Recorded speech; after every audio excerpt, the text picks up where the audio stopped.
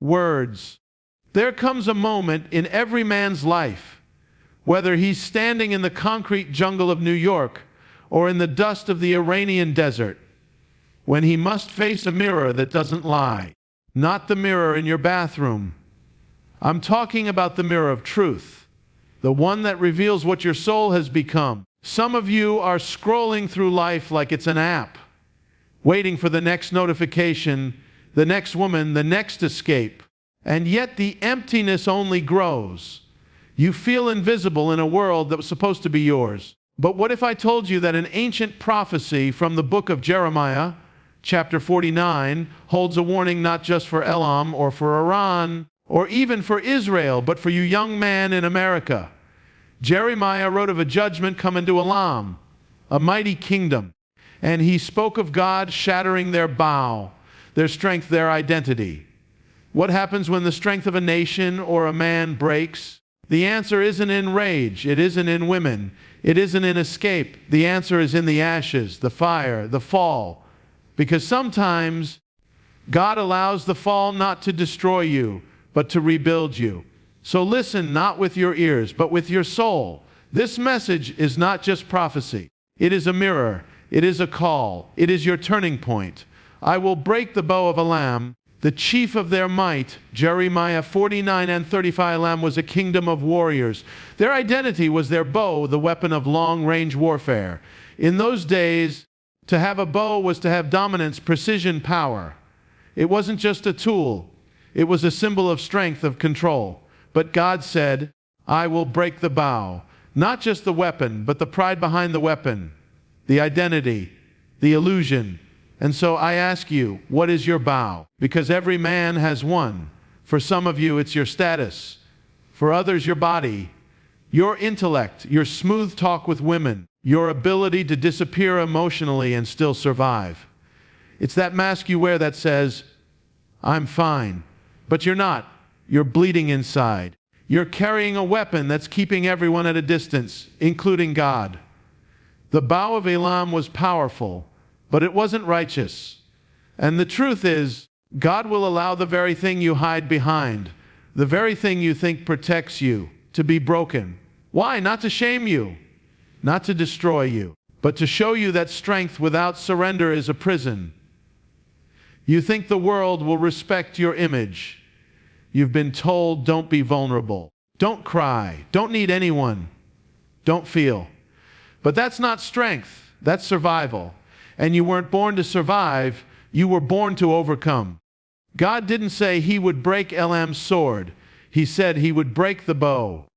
The weapon you use from a distance, the one that lets you fight without being touched, that's where he's aiming. Because intimacy, true connection, requires closeness. And you've been living behind walls so high that even you can't find yourself anymore. But here's the hope: when God breaks your bow, he's not leaving you unarmed. He's preparing you for something deeper. A new kind of strength, one forged not in conquest, but in surrender. Not in manipulation, but in covenant. Elam's fall wasn't the end of its story. And your fall, your heartbreak, your failure, your isolation isn't the end of yours. It's the beginning, the moment where God says, now I can build a man, a real one. So if your strength has failed you, if your bow is breaking, rejoice. You are standing on the edge of becoming the man you were born to be. Let it break, let it fall. Because what comes next will not be built by your hand, but by his.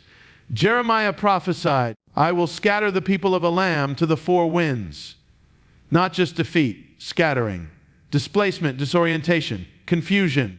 A people torn from their home, from their identity, from their place in the world.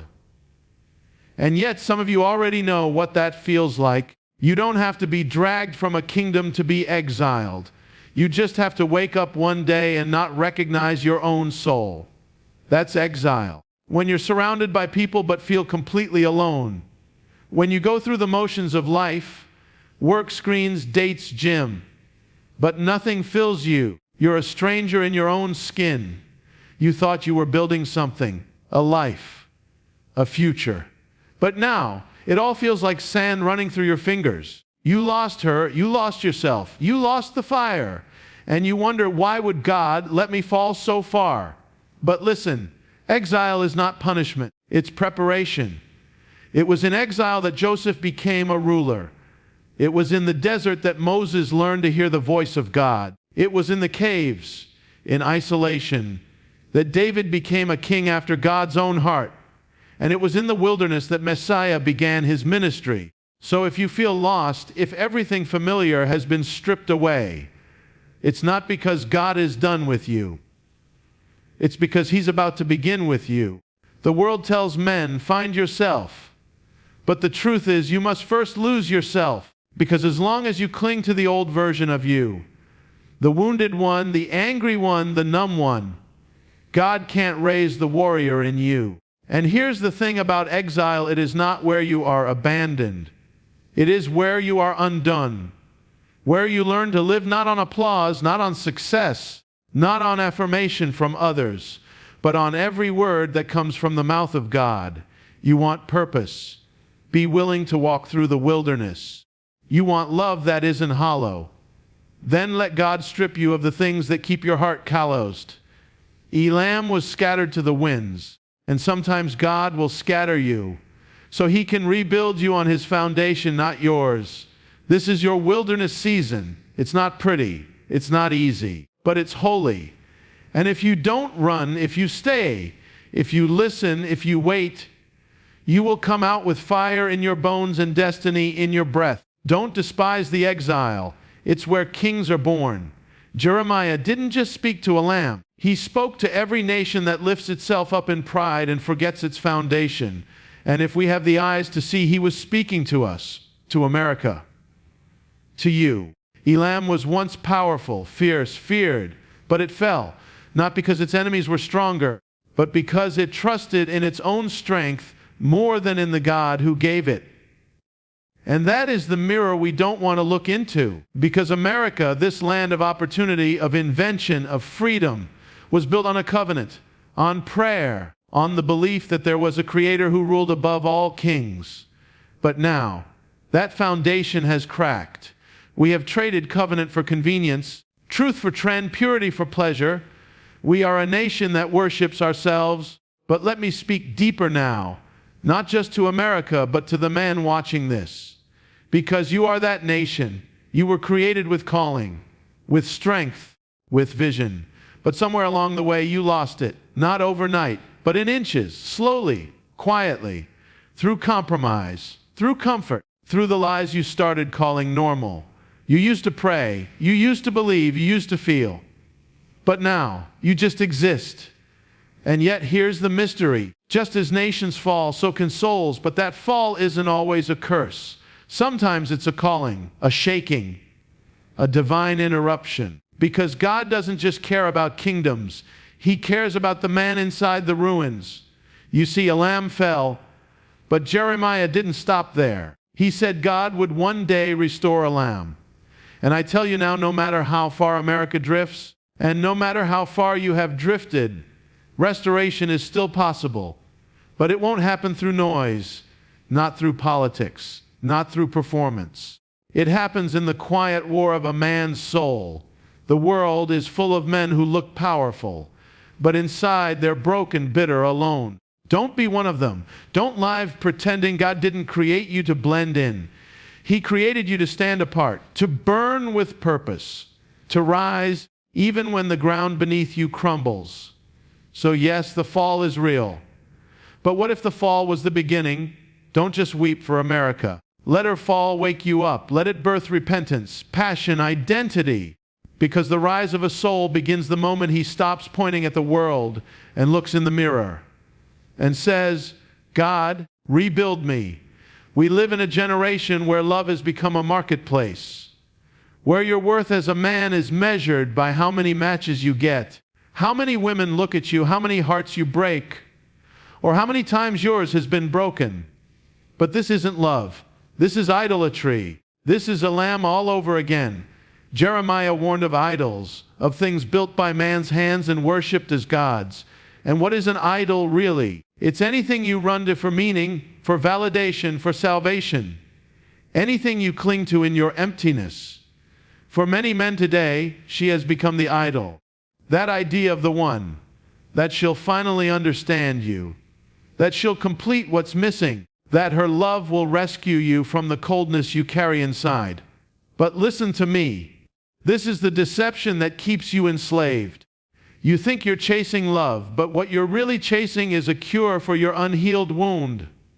You're not alone.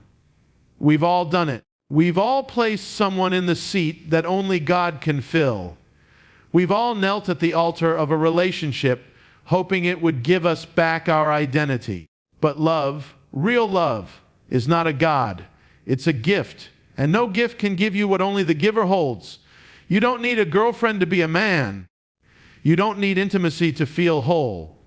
If you are searching for someone to heal you, you will bleed on every person you try to love. Because when love becomes a drug, heartbreak becomes your withdrawal. And you're not addicted to her. You're addicted to what she represents. Comfort, escape, belonging. But here's the truth before you can receive love. You must be healed by love himself. You are not too broken. You are not too late. But you must let God be enough. When you stop chasing a woman to fix you and start pursuing the one who made you, then love won't feel like striving. It will feel like overflow. Wholeness meeting wholeness. Jeremiah spoke to a people bowing to idols. God is speaking to a generation of men doing the same. So lay it down. Lay her down. Lay the fantasy down. Lay the addiction down. Let God break the idol before the idol breaks you. Because real love is not found in a woman. It's found in the fire of a man who has met God and has nothing left to prove. Jeremiah didn't end the prophecy with judgment. He didn't leave Elam in ruins. He spoke something strange, something hopeful, something divine. He said, "In the latter days I will restore the fortunes of Elam." After the fall came the promise. After the judgment came the remnant. And I tell you today, this isn't just about a fallen nation. It's about you, the man who's fallen in silence, the one who's been forgotten, the one no one sees anymore, the one buried under the rubble of regret, lust, pride, and pain. There is a remnant. There are still men who refuse to bow, men who've been broken but not destroyed, men who still hunger for something real, something holy, something unchangeable. And I believe you are one of them. You may not feel like it right now. Maybe you've failed more times than you can count. Maybe you've sinned in the dark while lifting your hands in the light. Maybe you've watched your dreams collapse. But hear me. The fact that you're still breathing, the fact that you're listening to this right now, means God is not done with you. There's something about the remnant. They don't look impressive. They don't always talk like warriors. They're not perfect. They're usually hidden, misunderstood, but they have something this world can't fake, a fire that refuses to die. The remnant knows pain, but they also know resurrection. And maybe that's what God is doing in you. Maybe the fall wasn't your destruction, it was your preparation. Maybe the exile wasn't to punish you, it was to preserve you. Maybe He let everything around you shake so that only the unshakable would remain. You are not your past. You are not your shame. You are not your failures. You are not your sin. You are what God calls you, chosen, redeemed, restored, remnant. And it's time to rise. This world has enough influencers. It has enough loud voices saying nothing. But it is starving for truth, for men who walk in silence but carry heaven on their shoulders. Men who know the secret place. Men who kneel before God and don't care who sees. Men who are willing to be set apart, even if it costs them everything. If you hear this call, don't brush it off. It is not emotion. It is a summons. You are part of the remnant, and it's time to return. This is the hour. The shaking has come. The walls have fallen. The illusion is over. And now God is calling forth men, not boys, not spectators. Men of covenant. Jeremiah's prophecy over Elam ends not just with restoration, but with a divine shift. Something is rebuilt, but it's different. Purified, holy. It carries scars, but also fire. And that is what you are called to become. We are living in a generation drowning in distraction, in addiction, in counterfeit masculinity. Men are told to perform, not to feel, to dominate, not to protect, to chase pleasure, not purpose. And yet, you feel it, don't you? Deep beneath the numbness, that ache, that haunting sense that this is not who you were made to be. That's not weakness. That's the voice of God echoing in the chambers of your soul. The call of covenant is not soft. It doesn't come through comfort. It comes through fire, through pain, through moments where you have nothing left to hide behind, and you realize that God isn't looking for perfect men. He's looking for yielded ones, available ones, set apart ones. You were not born for passive scrolling. You were not created to disappear in a world of noise. You were formed in your mother's womb with kingdom etched into your DNA. And somewhere along the line, the enemy tried to convince you that you were too broken, too sinful, too far gone to ever be a vessel of glory. But that was a lie. God is not looking for your image. He's looking for your yes. You want to change your life? Then stop looking for easy answers and start going to war on your knees. The battle isn't out there. It's in your soul, in the unseen. And if you will surrender, if you will let Him cleanse you, fill you, burn away everything false, you will become a weapon in the hands of heaven. A man of covenant walks differently. He doesn't chase applause. He doesn't fear rejection. He doesn't bow to culture. He hears the whisper of God and obeys, even when it costs him everything. So I ask you now, not with hype, but with holy fire, will you stay asleep or will you rise? The world is dark. The hour is late. The church is compromised. But God is still raising a remnant of men who will not settle for less than fire. Be that man. Let the idols fall. Let the shame burn. Let the bow break and rise, not as a follower of trends, but as a man of covenant. This is your call. This is your battle. This is your time.